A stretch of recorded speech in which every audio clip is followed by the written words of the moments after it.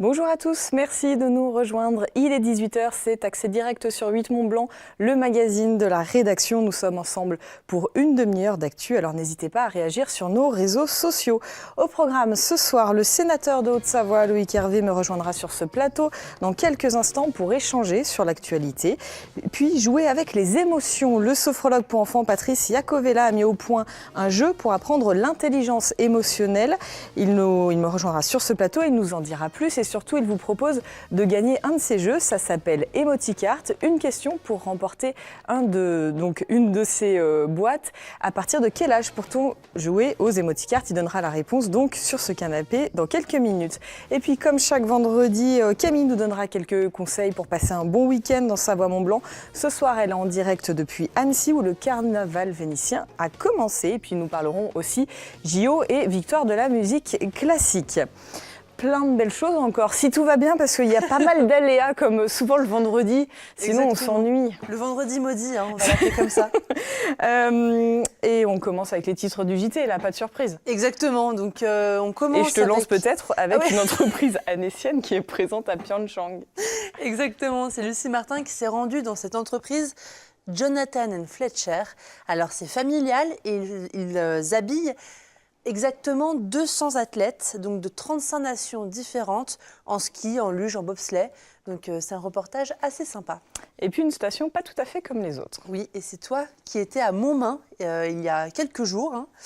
300 habitants. L'été, c'est connu pour le col de la Forclaz. Et l'hiver, on peut se dire qu'effectivement, il y a moins de choses à faire. Mais non, on peut skier et ce, grâce à quelques bénévoles. Et sache que c'est là où j'ai fait mes premiers virages en ski, Olivia. La nostalgie. La nostalgie. Merci beaucoup, Merci. à tout à l'heure. Je reçois donc mon premier invité, il est notre invité actu, Loïc Hervé, sénateur UDI de Haute-Savoie. C'est l'invité du jour.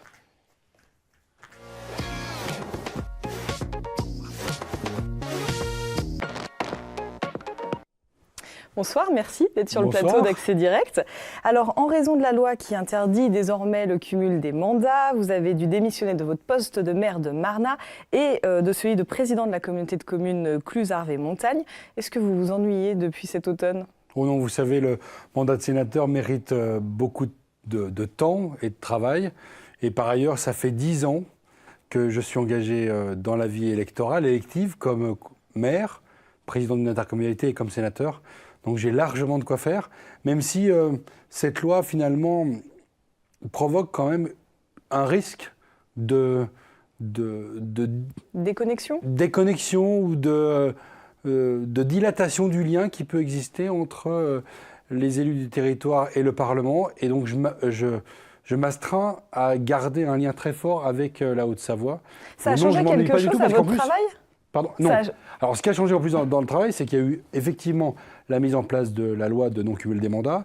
Et par ailleurs, au bout de 3 ans, j'ai changé de commission au Sénat et je suis membre de la commission des lois. Et à ce titre-là, j'ai des domaines d'activité beaucoup plus importants au Sénat qui me demandent aussi d'être plus présent à Paris et de travailler aussi plus en lien avec les élus de Haute-Savoie sur ces questions-là. Localement, aujourd'hui, votre première priorité ? Localement, aujourd'hui, ma première priorité, c'est la question de la place des collectivités locales dans un pays comme le nôtre, dans la réforme qui va venir dans les mois qui viennent. C'est comment est-ce qu'on arrive à garder en Haute-Savoie le modèle économique, politique, social qu'est le nôtre, qui est finalement assez original en France, et comment, avec la loi française, on arrive à le conserver parce que c'est un modèle pour le pays. Vous, votre ambition, c'est de protéger, disons, les collectivités des efforts très importants qui sont faits. Je pense notamment à la suppression de la taxe d'habitation. C'est l'angle ou pas ? Mon objectif, c'est que les collectivités soient actrices du processus de changement. Là, c'est pas forcément le cas. C'est pas forcément le cas. Autant on peut être d'accord avec le président de la République et le gouvernement sur un certain nombre de positionnements à l'international, au niveau de la politique européenne, sur la politique économique également, autant vis-à-vis du monde des collectivités, il faut qu'on ait un discours clair, une vision long terme, pour que les collectivités, que ce soit les communes, les intercommunalités, le département, trouvent leur place et soient utiles dans l'évolution même du pays. chose qui est indispensable, et les Français l'ont souhaité d'ailleurs aux dernières élections. Mais pour autant, on ne peut pas tout casser, tout briser, et singulièrement en Haute-Savoie avec des collectivités en montagne, auprès de l'industrie, qui sont très présentes dans le domaine économique.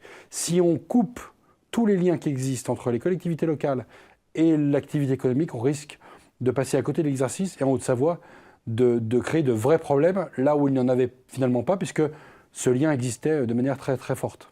Est-ce que le rôle du Sénat a changé depuis l'élection d'Emmanuel Macron? Puisqu'on le sait, il a une Assemblée nationale très forte. La République En Marche est très représentée à l'Assemblée nationale. Ça a été moins le cas sur les sénatoriales au mois de septembre. Le rôle du Sénat a évolué. Il est plus fort aujourd'hui? Revenons au départ de la Ve République. En 1946, le général de Gaulle a dit, dans le discours de Bayeux, qu'il était nécessaire d'avoir une deuxième chambre qui représente les aspirations de la vie locale. Il l'a écrit dans la Constitution de 1958, et aujourd'hui, on voit bien qu'après un choix qui a été fait par les Français d'élire Emmanuel Macron, de lui confier une majorité très importante à l'Assemblée nationale, il faut qu'il y ait une force d'équilibre, une assemblée d'équilibre, non pas un anti-pouvoir, mais un contre-pouvoir, qui rappelle que la France, c'est aussi un pays qui vit avec des territoires, et que ces territoires, ils ont le droit d'exister. Non seulement ils ont le droit, mais ils ont le devoir d'exister comme force d'accompagnement aussi de ce qui peut être la vie économique, la vie sociale, la vie associative. Mais il fonctionne aujourd'hui ce contre-pouvoir? C'est le rôle du président Larcher, c'est le rôle du Sénat et de la majorité sénatoriale à laquelle j'appartiens, d'être dans l'accompagnement du changement, mais de dire que la majorité de l'Assemblée nationale ne suffit pas pour accompagner le changement dont la France a besoin. C'est le sens du bicamérisme, c'est la légitimité du Sénat, et d'ailleurs les élections sénatoriales l'ont prouvé, puisque les élections sénatoriales ont montré que les grands électeurs ont souhaité avoir cet équilibre institutionnel. Et on peut tout à fait, comme je le suis, être en soutien au président de la République, au gouvernement, sur un certain nombre de politiques où l'image de la France et où les réformes doivent être menées, mais pour autant, la France reste un pays compliqué, complexe, avec lequel nous avons besoin d'avoir des collectivités extrêmement fortes, et à la tête de ces territoires, des élus qui sont engagés, qui doivent être reconnus comme tels. Et pas seulement de considérer les collectivités comme des centres de coûts et de dépenses qu'il faut simplement réduire. 4 députés sur 6 en Haute-Savoie ont changé lors des dernières élections. 8 mois après, est-ce que le renouveau qui a été attendu par les électeurs, en faisant sortir beaucoup de sortons, est-ce que vous le voyez, ce renouveau qui était souhaité par les électeurs? Je pense que nos 4 collègues qui ont été élus au mois de juin 2017 découvrent ce qu'est le fonctionnement du Parlement. Ils sont en charge d'une responsabilité immense. Ils sont seuls, majoritaires, avec une majorité parlementaire qui doit porter pour le pays les réformes principales. Et ils doivent le vivre dans les territoires qui les ont élus. Donc on les voit à l'œuvre. Ils doivent évidemment défendre la politique du gouvernement, mais aussi, à Paris, défendre la réalité de la Haute-Savoie. Et à ce titre-là, régulièrement, je leur rappelle que la Haute-Savoie est un département singulier, un territoire singulier, qui mérite d'être défendu en tant que tel. Car ça n'a pas l'air gagné, vu ce que j'entends. Alors, non,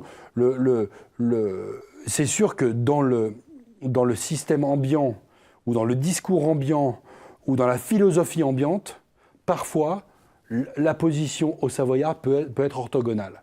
Et c'est là que nous autres élus aux Savoyards, parlementaires aux Savoyards, on doit, quelles que soient nos idées politiques, rappeler que la Haute-Savoie, comme modèle de développement économique, doit être défendue comme telle. Jean-Louis Borloo est venu en Haute-Savoie il y a quelques années, et quand on le raccompagnait à l'aéroport, dans la voiture, il m'a dit « Mais tu sais Loïc, la Haute-Savoie, c'est pas la France. » Évidemment, la Haute-Savoie, c'est la France. Évidemment, la Haute-Savoie est un endroit essentiel pour le pays. Mais évidemment, la Haute-Savoie est un endroit original, singulier. Et cette singularité frontalière, cette singularité dans la relation au travail, dans la relation à la croissance économique, mérite qu'on la défende partout, tout le temps. En Haute-Savoie, au Parlement, qu'il s'agisse de l'Assemblée nationale ou du Sénat, notre travail de parlementaire, c'est ça. Et nos 4 collègues de La République En Marche sont dans ce rôle-là et doivent être dans ce rôle-là. Et s'ils ne le sont pas, Sachez que les parlementaires qui ne sont pas tout à fait de cette tendance-là, ou les élus, leur rappelleront. Moi, je suis au Sénat, donc j'ai une fonction qui est par nature différente. Mais on leur rappellera que notre département a une singularité tout à fait particulière et ils doivent l'avoir en tête, toujours. Alors vous êtes Macron compatible, vous avez notamment soutenu l'arrivée d'Édouard Philippe au poste de Premier ministre. D'ailleurs, il est assez présent sur les dernières publications sur votre page Facebook. Et puis, en parallèle, l'UDI s'est écarté des Républicains depuis l'élection de Laurent Wauquiez. Vous, dans cette droite qui se redessine, ce centre droit aussi qui se redessine, ce centre, vous vous situez où aujourd'hui ? La recomposition du paysage politique n'est pas terminée. Je suis un proche d'Alain Juppé, je l'ai soutenu à la primaire au moment de l'élection présidentielle, et donc je ne me renierai pas dans les idées que j'ai toujours défendues. Je ne suis pas membre de La République En Marche, je suis un homme de centre droit, je le suis depuis 20 ans, et je souhaite continuer à l'être et à incarner avec d'autres en Haute-Savoie cette famille politique qui a été si importante et qui doit être importante parce qu'elle correspond vraiment à l'âme aux Savoyardes. Mais elle a encore sa place entre vous parlez d'Édouard Philippe. En Marche et Laurent Wauquiez ? C'est pas entre. Justement, c'est pas entre. Les dernières publications que j'ai partagées d'Édouard Philippe, juppéiste également, concernent les chrétiens d'Orient et la lutte contre le djihadisme. Quand je publie un discours d'Édouard Philippe, je le fais à dessein sur des thèmes qui nous sont communs et sur lesquels je pense que le gouvernement a toute légitimité à intervenir et à parler sur ces questions-là. La vie politique française ne se résumera pas à Laurent Wauquiez et La République En Marche, aux Républicains et La République En Marche. Mon rôle comme parlementaire de centre et de centre-droit dans ce département, c'est de faire exister cette famille politique, son message, d'être d'accord et en soutien avec le gouvernement chaque fois que ce sera possible, parce que les Français l'ont souhaité et que nous devons l'être, mais parfois quand nous estimons que peut-être que l'ambiance habituelle va trop loin, de rappeler ce qu'est le pays, de rappeler aussi ce qu'est notre Haute-Savoie, et de le dire clairement. Donc moi, mon objectif, c'est de faire vivre cette famille politique, non pas dans le manichéisme simple entre La République En Marche et les Républicains, entre Emmanuel Macron et Laurent Wauquiez, mais de dire qu'il y a des gens de bonne volonté qui peuvent faire avancer le pays. Eh ben, merci beaucoup. Merci d'être venu sur le plateau d'Accès Direct. Je vous propose de rester avec nous juste le temps. On va faire un petit détour par Évian où les préparatifs sont terminés, je pense. Je vous le souhaite pour la 25e cérémonie des victoires de la musique classique. Nous sommes avec Frédéric Lodéon qui va présenter évidemment cette cérémonie. Comment ça va à 3 heures du coup d'envoi ? Eh ben, on est prêt. On a travaillé beaucoup avec Leïla Kadour-Boudadi, que vous connaissez certainement, vous avez vu présenter les journaux à la télévision. Et puis, on a vu évidemment les répétitions, on les a entendues, on a suivi le travail de l'orchestre de l'Opéra de Lyon, tous les solistes, tout le monde est un petit peu ému, évidemment, parce qu'il y en a qui jouent non pas leur vie, mais enfin, en tout cas, leur réputation. Et vous savez, ça va très vite, on joue 4 minutes, c'est bien, c'est pas bien, c'est vu dans le pays tout entier, et même au-delà, maintenant, avec Internet, évidemment. Donc, c'est un moment très touchant. En plus, nous sommes à Évian, où Rostropovitch, le grand, qui a été mon maître aussi, a vécu, a animé un festival célèbre, et on joue dans cette grange au lac qui a été construite pour lui par Antoine Riboud, qui a été très important ici aussi. Alors voilà, c'est un endroit fabuleux. Vous verrez tout à l'heure à la télévision, c'est complètement atypique avec des bouleaux, des arbres au fond, avec du cèdre, avec aussi une sorte de réflecteur qui est en aluminium pour bien reconduire le son à la demande de Rostropovitch. Et puis il y a une chaleur, c'est quelque chose comme une datcha, ou en même temps, d'ailleurs, c'est une datcha au savoyarde, si on veut dire, si on peut le dire comme ça. Et puis cette ambiance de chaleur, une certaine rusticité dans la construction, en même temps une grande vivacité pour tous les musiciens qui sont là. Ils sont tous contents d'être dans ce lieu qui a été habité, qui a été musicalisé, si j'ose dire, par Rostropovitch. Ça va forcément être une soirée particulière. Ce sont les 25 ans des victoires de la musique classique, les 25 ans de la Grange au Lac et votre dernière cérémonie après 17 ans de présentation. Forcément, beaucoup d'émotions ce soir. Oui, mais pas pour ce départ, parce que ça fait longtemps que je voulais, au fond, laisser la place, me retirer pour laisser la place à quelqu'un de plus jeune, de nouveau. Quand j'ai eu déjà 5 ans de victoire, je dis c'est beaucoup, 10 ans c'est beaucoup, 15 ans, eh bien, je voulais partir. À ce moment-là, on m'a dit non, parce que l'année prochaine, c'est l'anniversaire de la mort de Rostropovitch, ton bon maître. Donc c'était l'année 2017. En plus, ça se passait à Radio France, c'est ta maison, il ne faut pas partir. L'année dernière, on m'a donné une victoire d'honneur, donc c'était le bon moment de se retirer. Et puis cette fois-ci, on a encore trouvé 11, c'est-à-dire le directeur général Gilles Desangles, qui s'en va lui-même après cette prestation. Il m'a dit, mais attends, parce qu'on va à Évian. Évian, c'est encore un lieu hanté, habité par ton maître. C'est 25 ans de la construction de cette grange, c'est 25 ans des victoires de la musique, et c'est 25 ans de ton émission sur Radio France et sur France Musique aujourd'hui, Carrefour de l'Odéon. Tu peux pas rater ça. Alors moi, je me laisse faire, vous savez, l'amicale pression. Eh ben, en tout cas, on vous souhaite une très très belle soirée et beaucoup de plaisir ce soir. Je rappelle que la cérémonie sera à suivre en direct sur France 3 et France Musique dès 20h55. Merci beaucoup Frédéric Lodéon. Merci, au revoir. Merci. Vous avez suivi aussi les Jeux, Loïc Hervé, je crois. D'abord, je vais à Évian ce Ah, soir et ben alors voilà, pour parfait, ce vous êtes dans événement. le bain. Ah oui, j'ai suivi les Jeux, bien sûr. Et ben donc on va passer à l'instant JO. Merci d'être venu sur le plateau. Je vous laisse rejoindre beaucoup. la régie. Au On revoir. va accueillir Pauline pour notre instant JO du jour.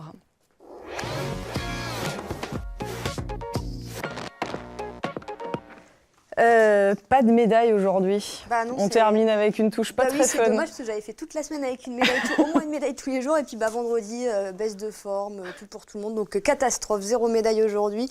En relais homme, on attendait beaucoup. La France termine 5e, très très loin derrière la Suède à plus de 3 minutes. La faute à un premier tir catastrophique de Simon Détieux, il faut le dire.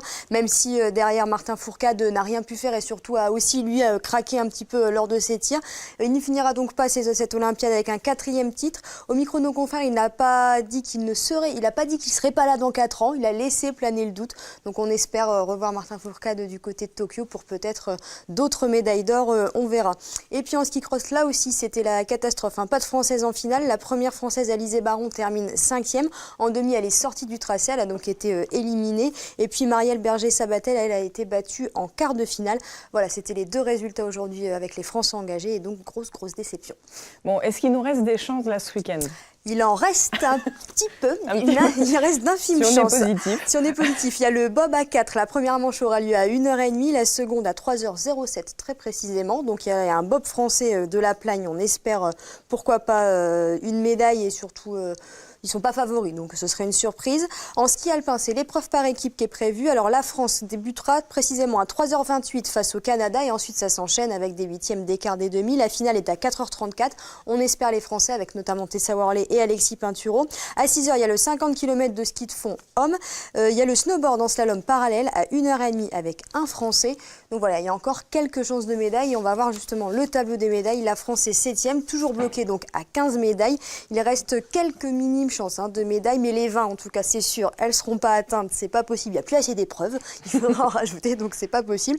Il restera peut-être à dépasser Sochi, on avait fait 15, on espère 16 ou 17, et puis Seb fera de toute façon le débrief lundi en espérant une 16e voire une 17e médaille. Bah, regarde la carte qui avait sur le tas, que du positif, donc c'est une des émoticônes dont on va parler, donc on va être positif. Soyons positifs. Merci beaucoup. Merci, Pauline. Et j'accueille justement le créateur de ce jeu que je tiens entre les mains, Patrice Iacovella, qui est sophrologue pour enfants, pour nous parler de cette création. Bonsoir. Bonsoir Fanette. Merci d'être là. Alors vous avez imaginé ce jeu, un jeu dédié aux enfants pour leur apprendre l'intelligence émotionnelle, donc ça s'appelle Emoticart. Très simplement, en 2 mots, qu'est-ce que c'est l'intelligence émotionnelle? Eh bien, l'intelligence émotionnelle, c'est tout d'abord repérer ses émotions, arriver à les nommer, et puis arriver à les gérer, de faire en sorte que notre quotidien il soit le plus agréable possible. Alors, je l'ai dit, vous êtes sophrologue. Comment vous avez eu l'idée de créer ce jeu ? Alors, à la base, je l'ai créé égoïstement pour mes enfants, parce qu'avant d'être sophrologue et créateur des Emoticards, je suis avant tout le papa de 2 adorables enfants. Une petite fille de 6 ans et un petit peu plus grand de 11 ans. Et c'est difficile d'avoir la casquette de thérapeute, de sophrologue, de papa, de confident. Et comme on aime bien jouer à la maison, et que comme tous les enfants, mes enfants avaient du mal à gérer leurs émotions, j'ai eu l'idée de créer ce jeu. Puis je l'ai essayé ensuite dans le cabinet en grandeur nature avec des enfants que je ne connaissais pas forcément. Il y a eu un réel engouement pour le jeu, également pour les parents, de même dans les séances de travail que j'ai pu faire avec d'autres thérapeutes. Et puis ça a pris comme ça, petit à petit, le besoin s'est fait naître, et a grandi en fait au fur et à mesure. Il y avait un vrai, et il y a toujours un vrai besoin, oui, exactement. Comment ça fonctionne? Alors, comment ça fonctionne? Dans le jeu, on a 3 types de cartes. On a des cartes rouges qui représentent les principales cartes, les principales émotions désagréables qu'on représente. Timidité, alors la là, j'ai pris au tristesse. hasard la timidité, la tristesse, l'agitation. Hein, c'est vraiment les émotions qui reviennent le plus souvent chez les enfants. On a une échelle de graduation dessous pour estimer à combien c'est vraiment désagréable cette émotion. Derrière, on a pu mettre des mots très simples, compréhensibles par des enfants à partir de 6 ans, pour comprendre qu'est-ce que c'est que cette émotion, à quoi sert cette émotion et comment on la ressent dans notre corps, cette émotion. Ensuite, il y a des cartes jaunes qui représentent les principales émotions agréables que l'on peut ressentir. Donc pareil, il y en a 10, la reconnaissance, la surprise, l'envie, le plaisir, la joie, la satisfaction. Et l'idée, c'est, lorsque je suis dans une situation, dans une émotion désagréable, comment j'aimerais me sentir à la place. Pareil, derrière, on a la définition de cette émotion, à quoi elle sert, comment on la ressent dans notre corps, et histoire de se souvenir un petit peu la dernière fois qu'on s'est senti comme ça. Ça rassure un petit peu de se dire, finalement, j'ai déjà ressenti de la reconnaissance, du plaisir, de la gratitude, etc. Et puis ensuite, il y a les cartes bleues qui sont, et c'est tout là l'aspect du jeu, qui sont des cartes ressources. On tire une carte au hasard et puis on refait la petite expérience qui a écrit au verso. Alors on peut scanner Donc ça, le c'est code. pour gérer, pour Voilà, apprendre c'est ça, à gérer exactement. l'émotion. Je suis dans une émotion qui n'est pas très agréable. J'aimerais me sentir dans une émotion beaucoup plus agréable. Par contre, je ne sais pas comment faire. Alors, on va aller rechercher une quinzaine de petites cartes bleues, une quinzaine de cartes ressources qui vont nous permettre de passer d'un état à l'autre. Problème, solution. Et enfin, il y a une carte bonus qui permet de faire un point sur la situation. Si jamais on se retrouve dans la situation identique, comment on peut faire pour gérer la prochaine fois? Soit on utilise des ressources qu'on a découvertes, soit on utilise d'autres ressources qu'on découvre au fur et à mesure. Donc finalement, gérer ses émotions, ça s'apprend. C'est-à-dire que c'est pas quelque chose qui vient naturellement. Eh bien non, malheureusement, ça s'apprend. Et il faut y apprendre parce que tout au long de la journée, on passe par une centaine d'émotions différentes, qu'elles soient agréables ou désagréables. Alors j'insiste sur le fait, on parle souvent d'émotions positives ou négatives. Elles ne sont pas négatives, les émotions, elles sont toutes utiles. Il suffit juste de savoir à quoi elles nous servent. Donc c'est plutôt agréable et désagréable. Et l'idée, si on se laisse envahir par ce flux d'émotions, une journée peut vite être catastrophique. Donc c'est pour ça que c'est important d'apprendre à y gérer. Et c'est des choses qu'on devrait apprendre à l'école. Et c'est pas le cas. Et c'est pas le cas. Pas du tout. Alors, il y en a qui ont plus de facilité pour les gérer parce qu'ils sont dans une écoute bienveillante, ils arrivent à mieux se comprendre, à mieux se connaître. Et puis, pour la plupart des enfants, la plupart des parents aussi, c'est parfois difficile. Et là, du coup, vous travaillez aussi avec les écoles. L'idée, c'est que ce jeu de cartes-là que j'ai entre les mains, il se retrouve un peu partout.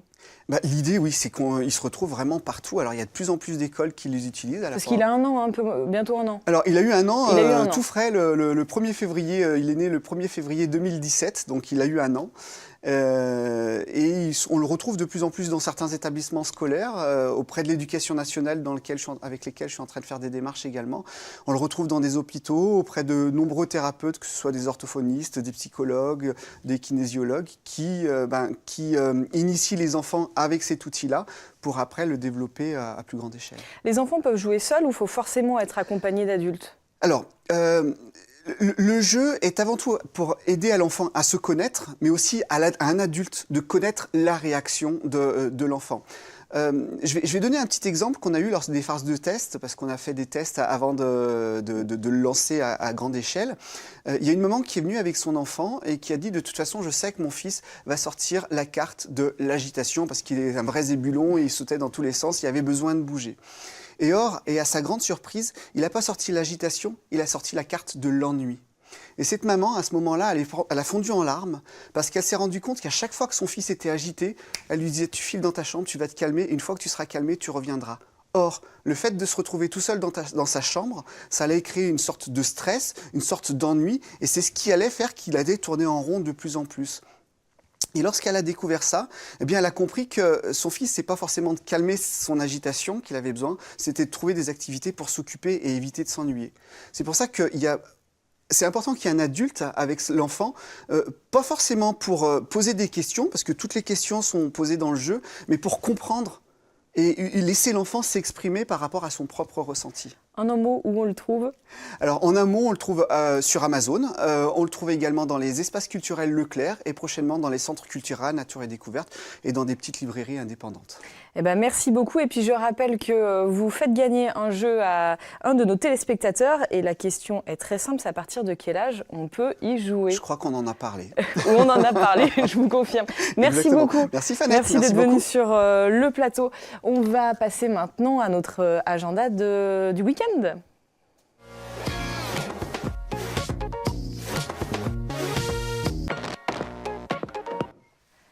Et on va rejoindre tout de suite Camille qui est à Bonlieu dans le centre d'Annecy à l'occasion du carnaval vénitien et il y a pas mal de monde autour de toi. Oui, salut Fanette. Eh bien, comme tu le vois, voilà, je suis en direct de Bonlieu. Il y a du monde. Voilà, on se prépare tout doucement. Les masques se préparent tout doucement pour le carnaval vénitien d'Annecy, puisque c'est la 22e édition cette année. Je suis d'ailleurs en compagnie de Giacomina Salle, la présidente d'ARIA, l'association Rencontre Italie-Annecy. Bonjour. Bonsoir, merci d'être là. Alors ici à Annecy, tout le monde connaît le carnaval vénitien, c'est devenu un incontournable de la ville. Comment vous est venue cette idée d'instaurer ça à Annecy? Alors, ce sont des professeurs d'italien du lycée Berthollet qui ont eu cette idée. Annecy étant surnommée la Venise des Alpes, ils ont eu envie d'amener un petit peu d'Italie à Annecy. Alors, les touristes comme les habitants se pressent pour faire des jolies photos chaque année, c'est toujours très réussi. C'est difficile d'organiser ce genre d'événement? Alors, au fil du temps, oui. À la 22e édition, nous avons pulvérisé des records de masques. Presque 500 masques vont déambuler pendant tout le week-end. Et en spectateurs, nous sommes en général à 70 000 visiteurs. Second événement après la fête du lac maintenant. Oui, donc ça fait un paquet de monde. Quels sont les temps forts de cet événement? Alors le nocturne qui est très apprécié, il y a plus de 100 masques ce soir. Et puis les temps de déambulation dans la vieille ville, le long des canaux, le bord du lac bien sûr est très sollicité. Et puis il y a le temps du podium à 14h samedi et dimanche où nous présentons les masques, nous les mettons à l'honneur, nous racontons l'histoire de leurs costumes et puis plein de petites anecdotes et nous mettons toujours en avant les enfants, les étudiants. Voilà, c'est un moment de remerciement. Super, eh ben, merci beaucoup d'avoir été avec moi pour cette interview. Fanette, toi, ça te tenterait d'enfiler un costume et de parader dans la ville?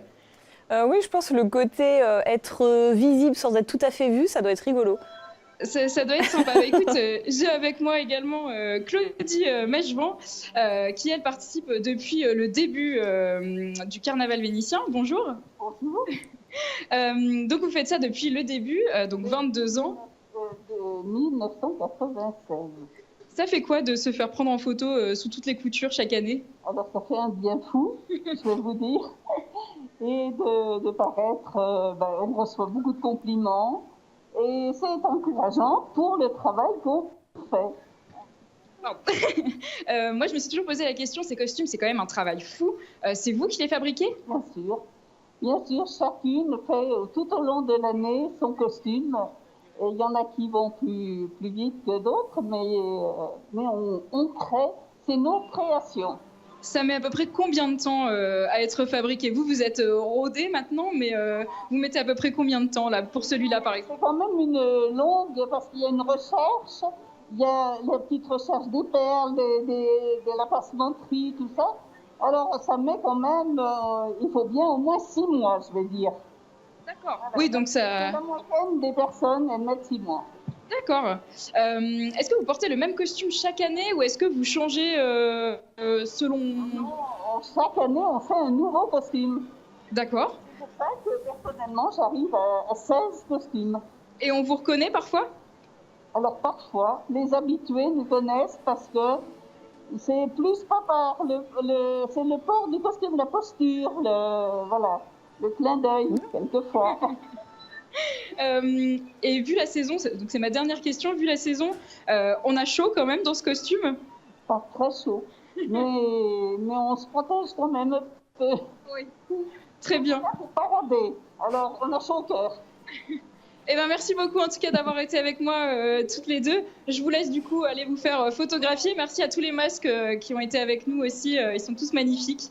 Et puis moi Fanette, je continue à te parler d'autres événements si ça t'intéresse. Bah oui, ça m'intéresse et on commence d'ailleurs du côté de Vulbins. Oui, alors on en a parlé cette semaine en compagnie de Jérémy et Johanna qui sont venus chanter en plateau mercredi. Demain, samedi 24 et dimanche 25, à l'éclat de Vulbins, la troupe professionnelle de Musical Studio fera 2 représentations de leur spectacle au cœur du moulin. C'est donc une comédie musicale inspirée du film avec plus de 20 artistes, chanteurs, danseurs, acrobates, etc. Il reste des places, vous pouvez les réserver en écrivant à réservation@musicalstudio-annecy.fr. Je le rappelle, séance de ce samedi à 20h30 et dimanche à 17h30 pour un tarif de 18 €. En tout cas, moi j'irai voir, j'ai une copine qui fait le spectacle qui est danseuse, donc j'irai la voir. Un petit coucou à Adeline. Et puis une idée assez rigolote du côté de la Chapelle d'Abondance. Tout à fait, c'est Tous en luge, donc dimanche 25 février au Cré-Bénier, donc à la Chapelle d'Abondance. On peut s'amuser pour une bonne cause. Ce sera la 3e édition de l'événement Tous en luge. Pour participer, vous devrez former une équipe de 2 personnes et venir équiper avec votre matériel de ski. L'objectif, suivre un tracé bien précis en luge, avec pour consigne le maintien du ballotin de foin qui sera sur votre luge entre vous deux. Voilà, il faut que ça tienne le plus longtemps possible, sinon c'est perdu. Je pense qu'Olivia raterait cette épreuve. Je ne la fais pas avec elle. En tout cas, voilà, vous avez jusqu'à demain soir au plus tard pour vous inscrire auprès de l'Office de tourisme. Et puis, pour la bonne cause, votre inscription coûte 10 € pour une descente pour 2 personnes. Et les bénéfices iront aux associations Kia Valentin et Acte et Espoir pour la vie, qui luttent contre les cancers des enfants. Et puis on va rester en Vallée d'Abondance. Oui, avec l'Oxfam Winter Trail. Alors le concept, j'en parle maintenant parce que voilà, ça se passe le samedi 10 et le dimanche 11 mars.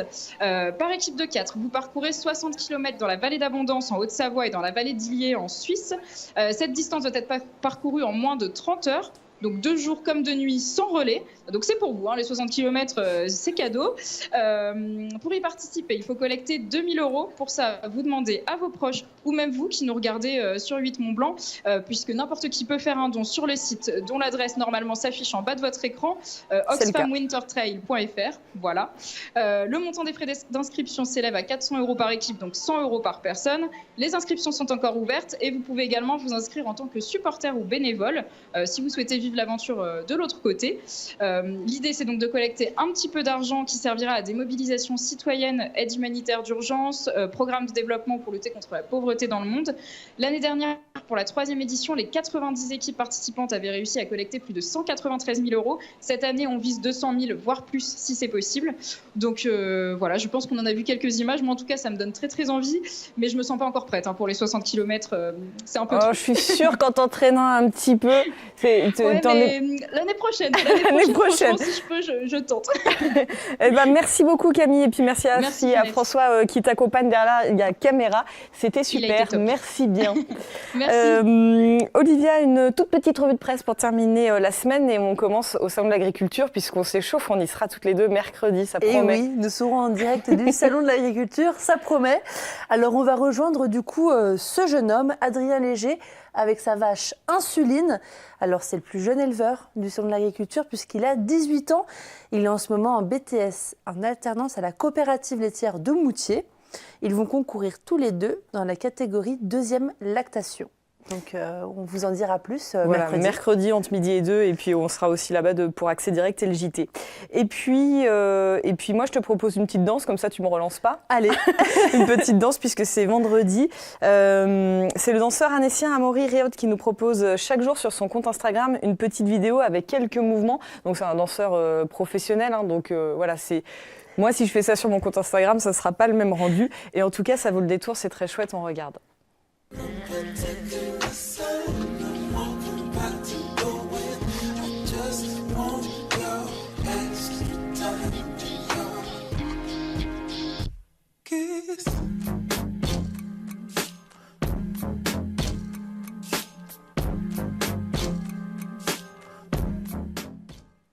C'est chouette, non ? C'est super chouette.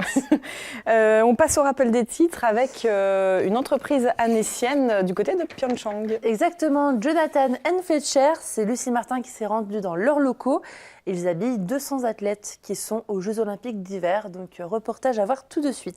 Et puis une station un peu particulière. Montmain, 300 habitants, là où tout a commencé pour toi, Fanette, sur les skis.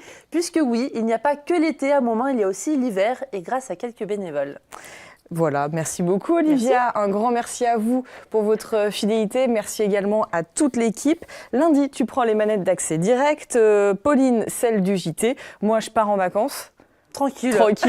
Et puis voilà, d'ici lundi, passez une très belle soirée et un week-end plein de douceur. À bientôt.